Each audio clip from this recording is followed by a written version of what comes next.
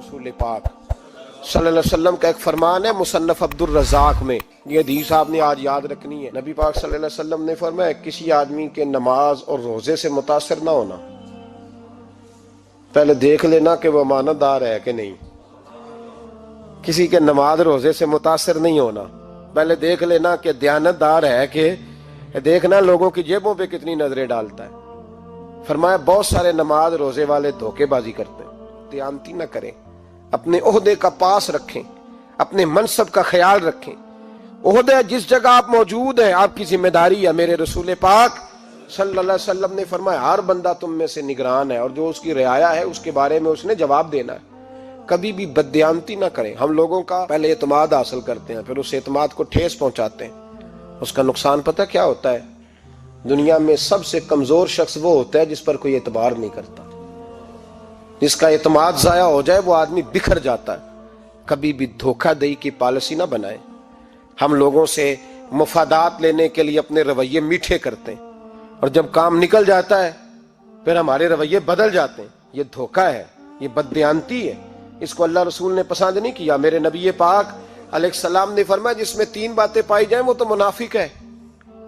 अगरचे उलमा कहते हैं यहाँ मुनाफिक इत्कादी मुराद नहीं, मुनाफिक अमली मुराद है, लेकिन हुजूर ने फरमाया मुनाफिक है। या रसूलल्लाह कौन? फरमाया वो बंदा जब बात करे तो झूठ बोले, जब वादा करे तो मुखालफत करे, जब अमानत रखी जाए तो बददयानती करे। ये तो बंदा मुनाफिक है। हजरत अबू नूर अलैहिर्रहमान ने लिखा है, फरमाते हैं महमूद गजनवी का दौर था तो एक आदमी महमूद गजनवी के पास ना अपना केस लेके आया, मुद्दई बन के आया। उसने कहा बादशाह मेरा केस बड़ा निराला है। बादशाह सलामत ने कहा वो किस तरह?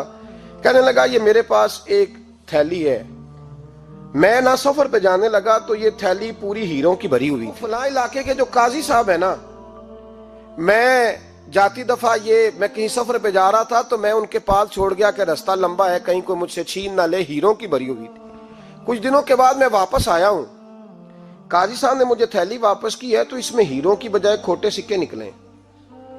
अब मैंने काजी साहब से कहा है तो काजी साहब तो मेरे गिरेबान तक आते हैं, वो कहते हैं बता कहीं से फटी है, खुली है?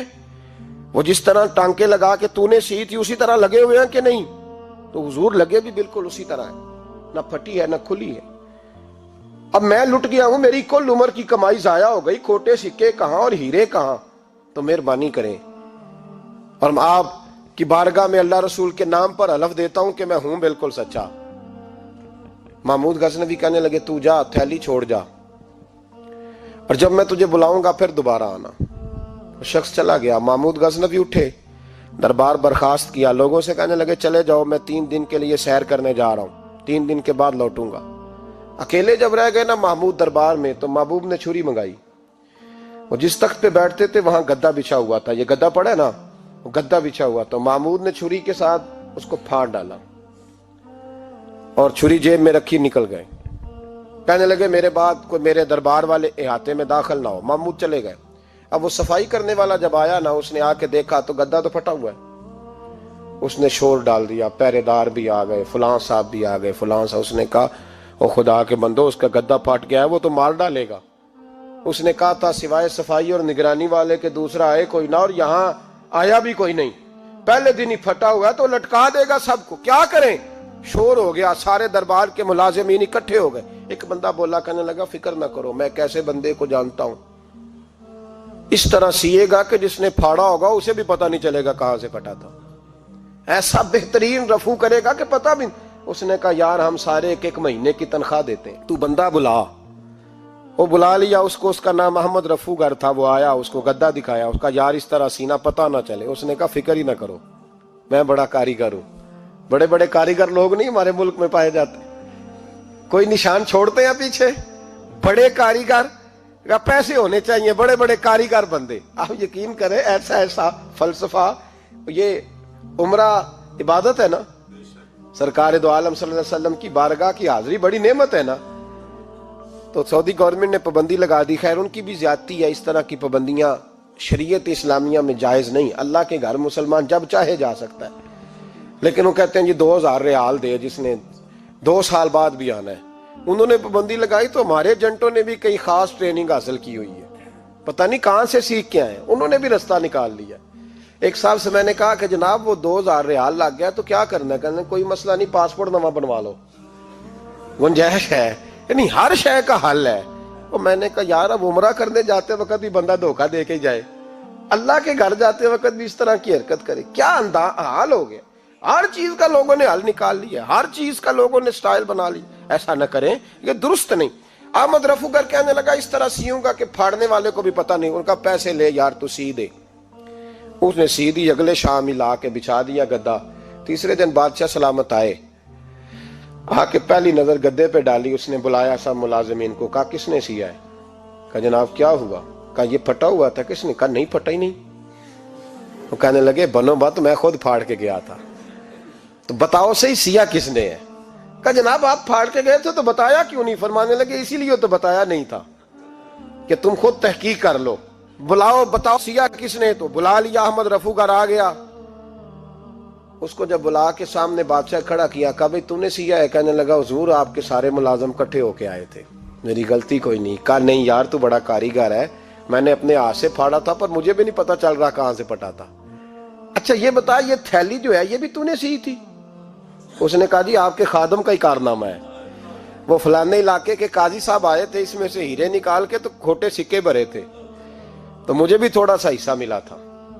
محمود نے سارے گواہ بھی اکٹھے کر لیے، ثبوت بھی اکٹھے کر لیے۔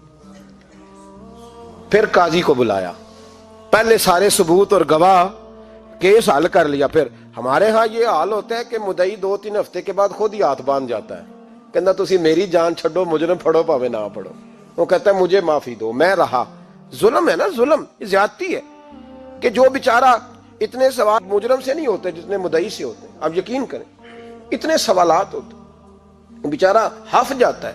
یہ طریقہ درست تو نہیں ہے کہ لٹ گیا اور دوسرا طرح طرح کے سوالوں کے جواب دیتا پھرے بیچارہ۔ سارے ثبوت اکٹھے کر کے قاضی صاحب کو بلایا، تنہائی میں لے جا کے محمود غزنوی نے کہا قاضی صاحب آپ سے غلطی ہو گئی، غریب آدمی تھا، وہ لٹ گیا ہے، اس نے تو بڑی مشکل سے کچھ ہیرے جمع کیے تھے اور اس کی کل کائنات تھی، تو آپ اس کا مال اسے دے دیں، بات ختم۔ قاضی صاحب کہنے لگے آپ مجھ پہ الزام لگا رہے ہیں، سوال ہی نہیں پیدا ہوتا۔ آپ میری داڑھی دیکھیں، آپ میرا اعزاز دیکھیں، دنیا جانتی ہے میں اس کا۔ قاضی صاحب انسان بھول ہی جاتا ہے، بندہ بھول جاتا ہے، غلطی ہوگی، مال نے کہا نہیں سبق۔ کہا میں تنہائی میں پوچھ رہا ہوں، میں اس وقت پوچھ رہا ہوں جب دوسرا موجود کوئی نہیں، آج توبہ کر لے، میں کچھ نہیں کہوں گا، تو میری زبان پہ اعتبار کر، تجھے پتا ہے میں جو کہتا ہوں اس پہ عمل بھی کرتا ہوں، باز آ جا۔ پر قاضی نے کہا نہیں میری غلطی کوئی نہیں۔ محمود نے پھر بڑے دربار میں بلا لیا، مجمع عام میں۔ مہلت کے دنوں میں جو توبہ کر لے وہ بچ جاتے ہیں، لیکن لوگ رسوائیوں کے دنوں میں پھر واپس لوٹتے ہیں اگلا گھر دیکھ کے، پھر حالات اور طرح کے ہو چکے ہوتے ہیں۔ جب بڑے دربار میں قاضی کو بلایا، بھائی تو مانتا ہے کہ نہیں؟ اس نے کہا نہیں۔ تو کہا بلاؤ احمد رفو گر کو۔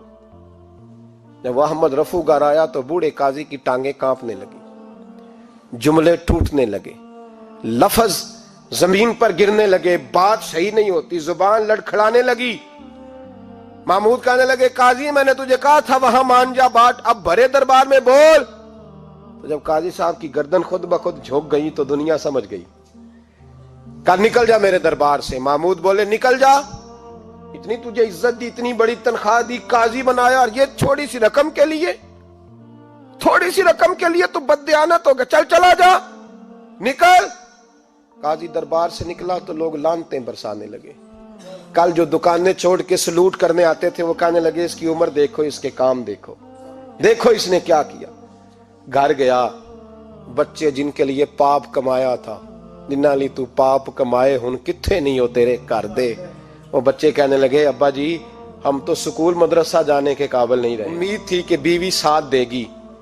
وہ کہنے لگی میں میکے کیسے جاؤں گی، گلی کی عورتیں طرح طرح کی باتیں بناتی ہیں۔ اور بھائی کامیابیوں کے بڑے سربراہ ہوتے ہیں، کوئی کامیاب ہو جائے تو سارے کہتے ہیں میری سپورٹ سے ہوا ہے، ناکامیاں ہمیشہ یتیم ہوتی ہیں، ناکامیوں کا کوئی سربراہ نہیں ہوتا۔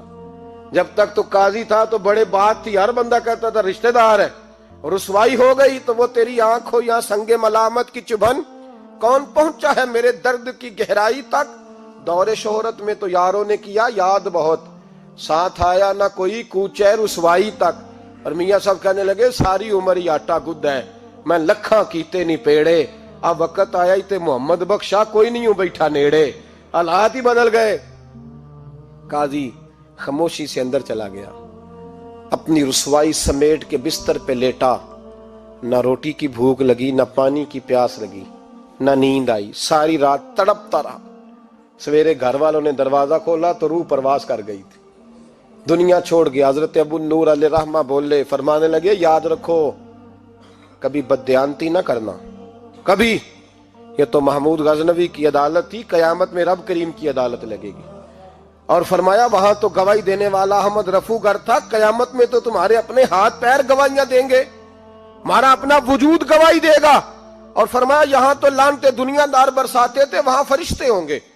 اور قاضی کو تو موت آ گئی تھی، قیامت میں تو دوبارہ موت بھی کوئی نہیں آئے گی، وہاں تو رہنا ہے اور سہنا ہے۔ اتنی بددیانتی معاشرے میں، اتنی بددیانتی ہر جگہ۔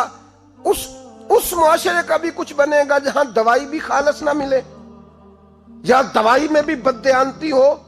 لوگ اپنے بچے کو آکسفورڈ یونیورسٹی میں پڑھانے کے لیے غریبوں کے بچوں کے رگوں میں جو دوائی اتارے وہ بھی 2 نمبر۔ اتنا بڑا بھی کو بددیانت معاشرہ ہوتا ہے کہ لوگ یہاں تک دھندا کریں، یہاں تک کہ لوگ لوگوں کی زندگیوں سے کھیل جائیں اور ہمیں احساس تک نہ ہو کہ کوئی مر جائے گا، کوئی ڈوب جائے گا، کیا بنے گا۔ اور جس نے وہ اپنی رجسٹر کی دوائی کی، اس نے 2-4 لاکھ روپیہ لیا اور اس نے یہ نہیں سوچا کتنے انسان میری وجہ سے مریں گے۔